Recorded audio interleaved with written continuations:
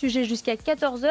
Mais avant, Laurent, un point sur les événements qui se sont passés à Paris. C'était vers 11h15. Oui, je vous le rappelle, aux alentours de 11h15 tout à l'heure, en plein cœur de Paris, dans le 11e arrondissement de Paris, une attaque à l'arme blanche a été perpétrée du côté du boulevard Richard Lenoir, non loin des anciens locaux de Charlie Hebdo. Pour ceux qui ne connaissent pas Paris, on est tout près de la place de la Bastille, près de l'Opéra Bastille. 2 personnes ont été grièvement blessées. Je vous rappelle les informations qu'on vous donnait tout à l'heure sur l'antenne de RMC. Un suspect a été interpellé justement sur les marches de l'Opéra Bastille. En revanche, on vous a parlé d'une opération de sécurisation à propos d'un colis suspect.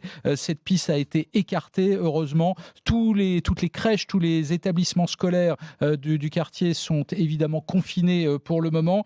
Pour plus d'informations, je voudrais qu'on aille retrouver Maxime Brandstetter, journaliste au service police-justice de RMC. Maxime, vous suivez pour RMC le procès Charlie Hebdo, le procès des attentats de janvier 2015 au Palais de justice de Paris. Quelles sont les dernières informations, Maxime ? Exactement, ouais, on était en train de suivre le procès, on a dû sortir de la salle à cette annonce pour essayer de vérifier quelques informations.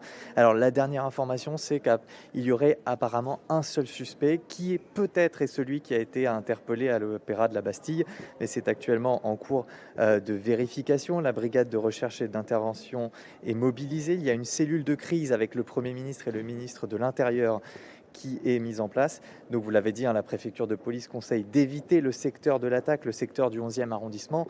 Toutes les écoles du 11e, 3e et 4e arrondissement sont fermées et il y a toujours 2 blessés en urgence absolue.